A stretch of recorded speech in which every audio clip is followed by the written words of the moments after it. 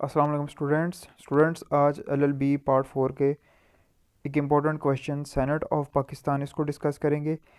3 questions इसके बहुत important हैं। ये एलएलबी पार्ट 3 का जो न्यू बैच है ये उसके लिए भी ये वीडियोस इंपॉर्टेंट है, क्योंकि एलएलबी जो पार्ट 3 है उनका जो न्यू सिलेबस है उसमें भी कॉन्स्टिट्यूशन ऑफ पाकिस्तान की बुक है, मुस्लिम फैमिली लॉ ऑर्डिनेंस की बुक है और पब्लिक इंटरनेशनल लॉ की। तो ये तीनों सब्जेक्ट्स जो जो भी करंट पार्ट 4 और जो न्यू बैच पार्ट जो आ रहा है 3, ये उसकी बुक्स बिल्कुल सारी सिमिलर हैं। तो ये वीडियोस पार्ट 3 वालों के लिए भी हैं।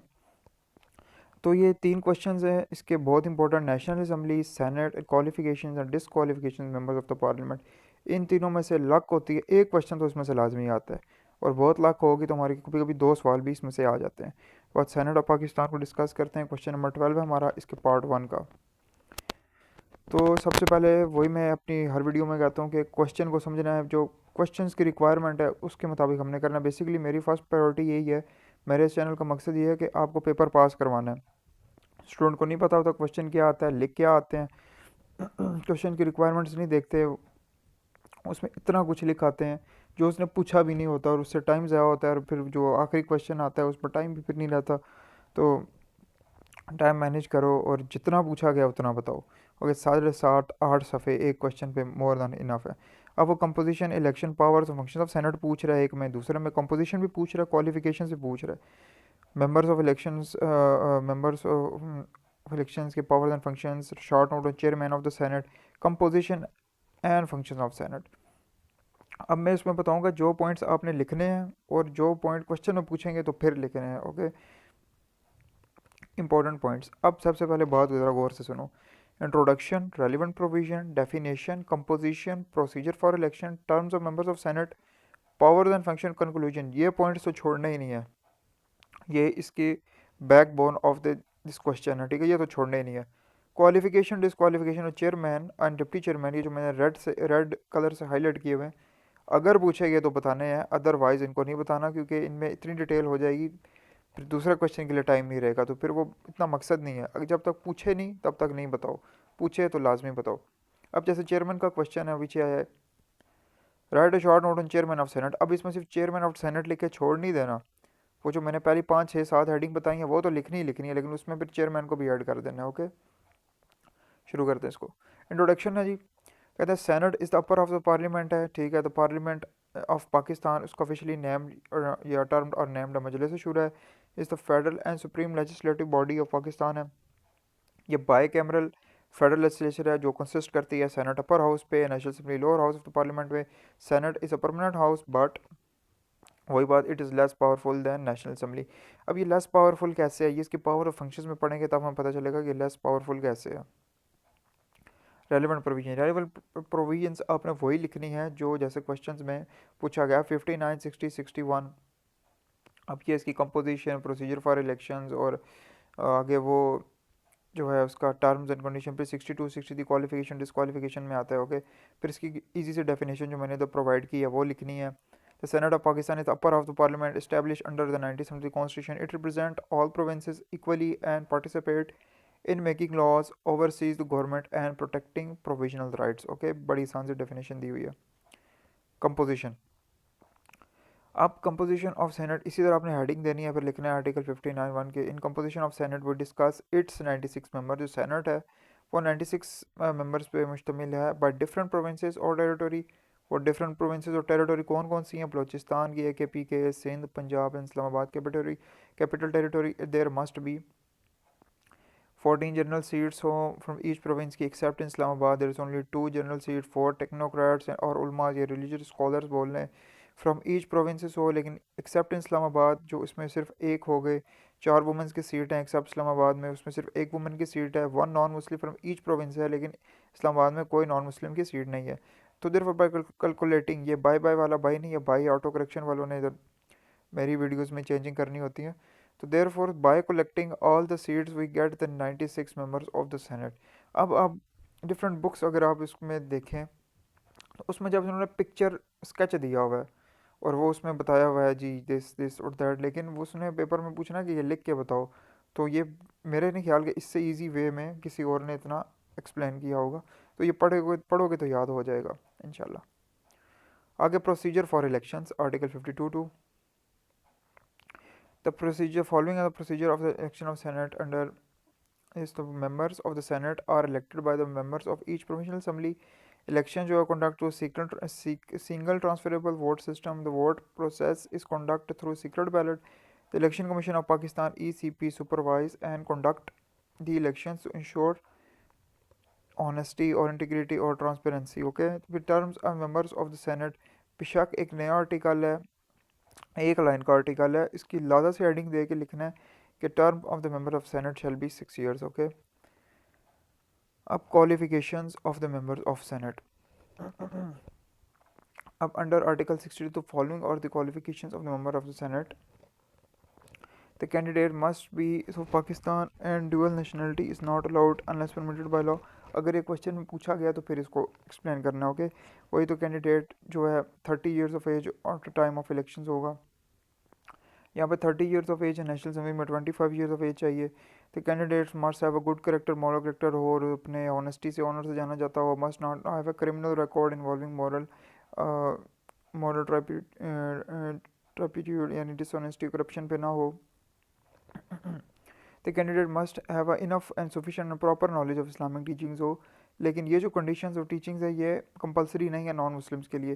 ये वही क्वालिफिकेशंस और डिसक्वालिफिकेशंस हैं, बस में थोड़ी बहुत चेंजिंग है. अब जैसे सादिक और अमीन होना चाहिए, ये नेशनल असेंबली में भी है कि वो सादिक और अमीन होना चाहिए क्योंकि मेंबर ऑफ द पार्लियामेंट है.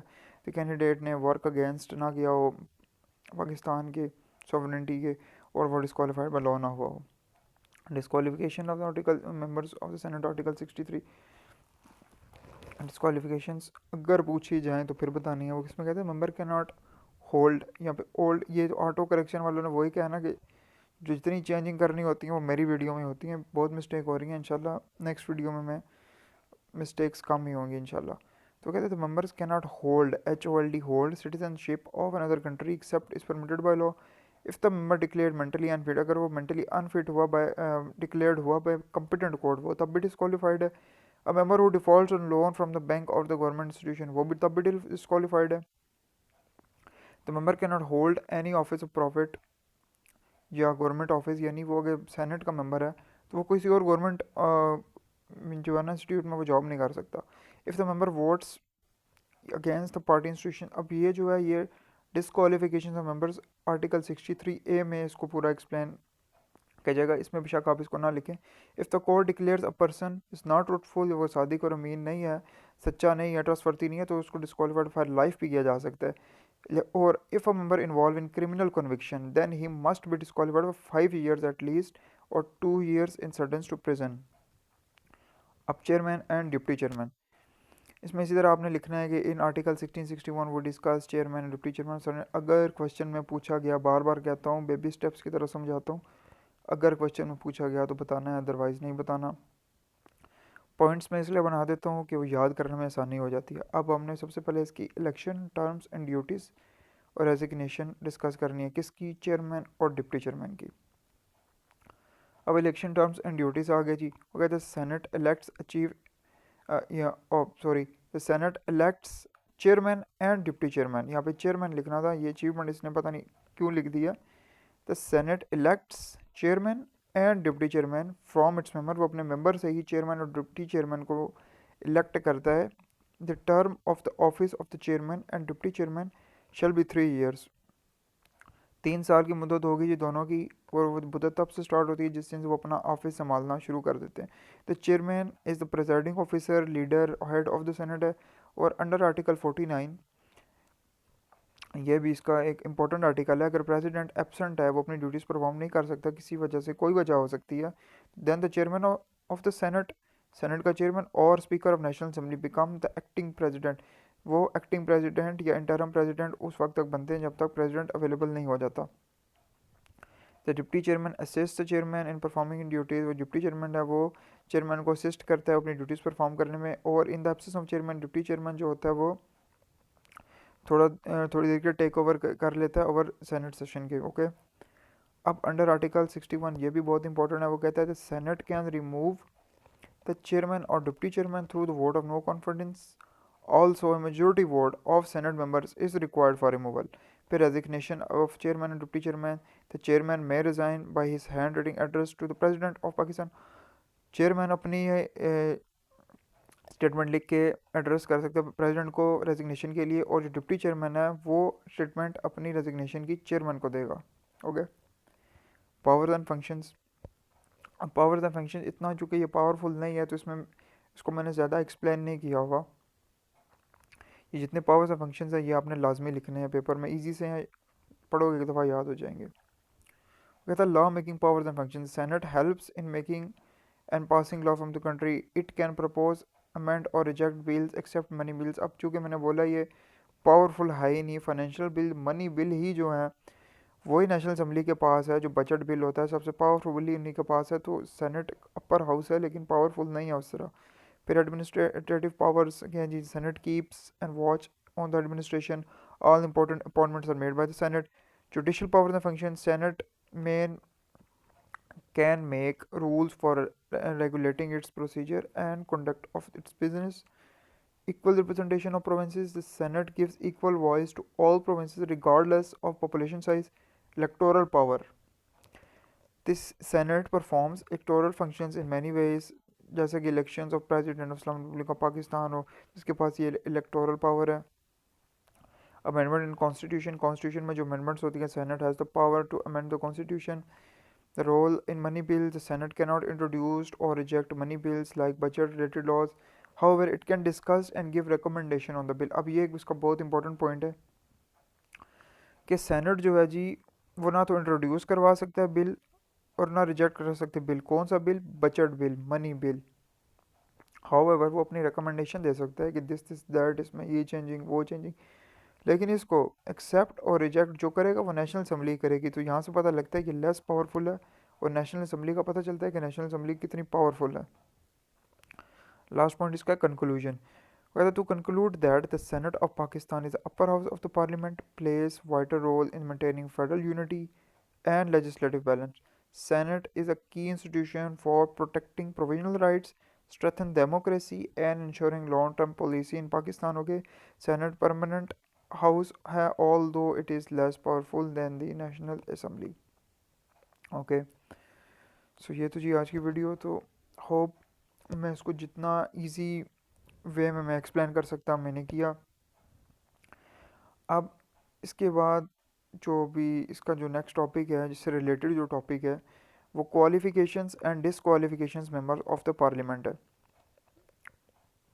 उसमें क्वालिफिकेशंस, डिसक्वालिफिकेशन और डिसक्वालिफिकेशन बाय डिफेक्शन, ये तीनों मैं एक ही वीडियो में बनाऊंगा क्योंकि उनका क्वेश्चन पंजाब यूनिवर्सिटी में एक दफ़ा उन्होंने तीनों ही पूछ लिए थे एक साथ ही, तो वो मैं आपको बताऊंगा। लेकिन उससे पहले आप नेशनल असम्बली और सेनेट इन दोनों क्वेश्चंस पे ग्रिप रखें क्योंकि ये तीन क्वेश्चंस बहुत इंपॉर्टेंट हैं। इन तीनों में से एक क्वेश्चन लाजमी आ सकता है।